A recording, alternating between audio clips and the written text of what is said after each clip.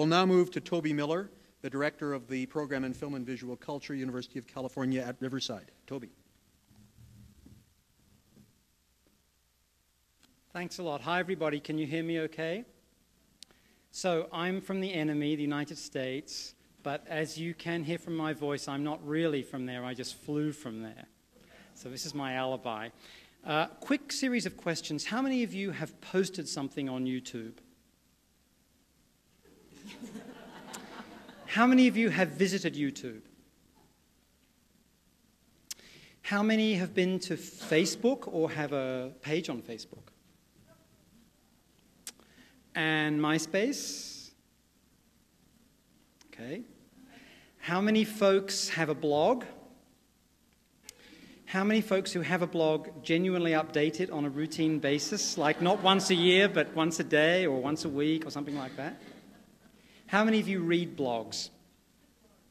How many of you think you're not sure whether you read blogs? Okay, so thanks for that. Almost necessarily, because of where I come from, a lot of my examples and my data will come from the United States, so a lot of them won't apply here. But there are some quite interesting figures that have become available to us about who's involved in this stuff. And they come to us courtesy of the advertising industry of marketing.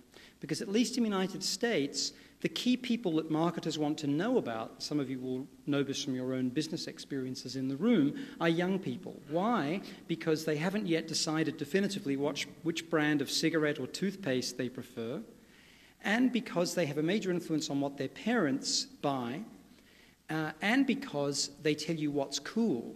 And at least in the United States, 49-year-olds want to look like 24-year-olds as much as possible, certainly in California. So what that means is that there's an obsessive interest in understanding as much as possible, engaging in surveillance as much as possible of young people.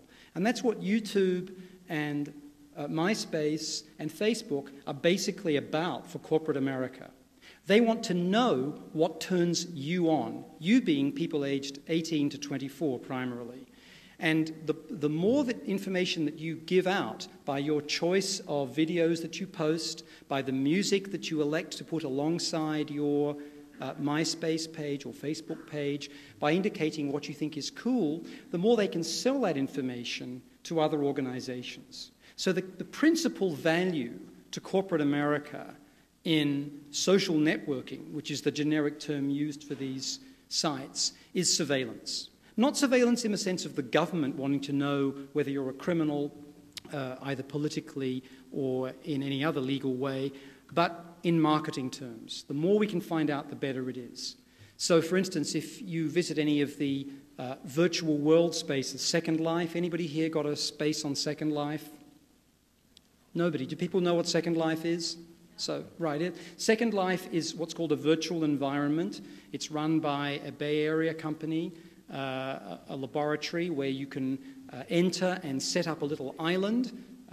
Wells Fargo has one, Reuters has one, lots of universities have one, individuals have them, and you can sell real estate. The company that set this up is called Linden, and you can buy lindens, which is the unit of currency, which have a particular parity relationship with the greenback.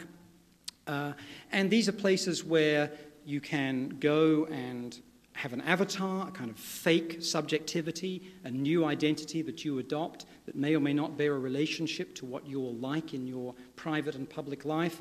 And that avatar acts things out, and that becomes another object of surveillance by these companies. I'm not saying any of this is wicked. I'm just saying the reason why Google paid all that money is to find out what makes you tick and then sell that intelligence to others.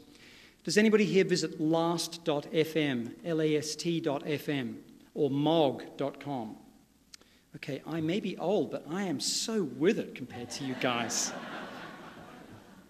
So here's an example of where the talented amateurism at the heart of the internet meets corporate America. Last.fm was devised by a young college undergrad student in Britain at an absolutely no-name institution.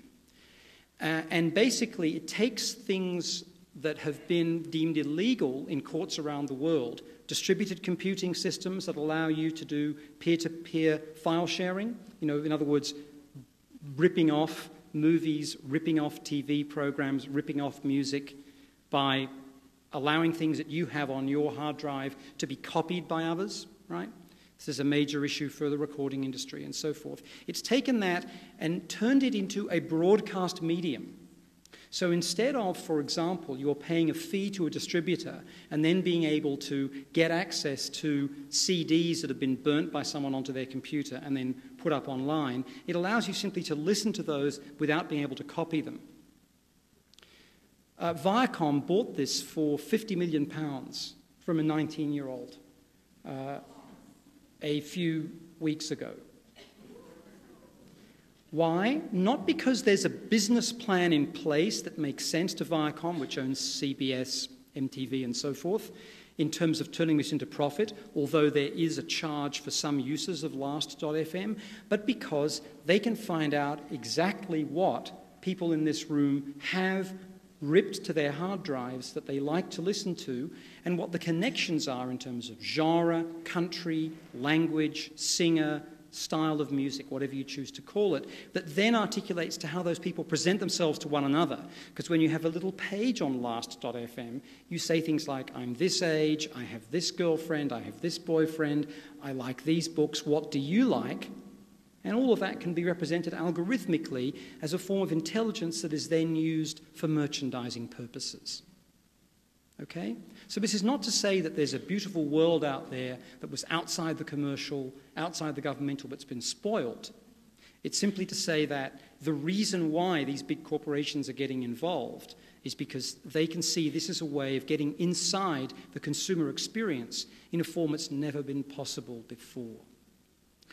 And when we think about social networking, there are also important differences that we observe, which had I been more socially scientific than I am, I might have tried to work out in terms of this room earlier, in gender terms, in race terms, in class terms. Who is actually using this technology? Who's interested in it? If you look at things like Facebook and MySpace, Facebook originated at Harvard University, often ranked as one of the top schools in the world, an extremely elite and exclusive university. It has affirmative action for wealthy children of graduates, but other than that, it is an elite university. 20% of places are reserved for people like the president of the country where I live, who otherwise wouldn't get in. But historically, Facebook is literally a book that a Harvard undergrad, if any of you went to Harvard, you'd know this, gets handed when they arrive, along with 2,000 others, with photos of the faces and names listed underneath of all the other people who are arriving. Someone then turned this into a website where it was possible to post information about yourself. So you got to be, in a sense, the commander-in-chief of your own representation, and it soon spread from Harvard to other schools. It tends, however, to be a very one-minute institution, a very white institution, a very wealthy institution still. In the case of MySpace, MySpace amongst college students is very much dominated by young women. It tends to be a very open sharing place where people talk a lot about their feelings, their interests, and so forth. Boys are not so interested in this. But then if you move on up the age brackets and you look at equivalent social networking sites for people in their 30s and 40s, women withdraw very dramatically from these sites, do not participate in them, do not want to share that kind of information, deem it to be somewhat juvenile, deem it to be something almost embarrassing, and more men want to share more information about themselves. I leave that up to you to deal with the male ego, always my problem, not always my speciality.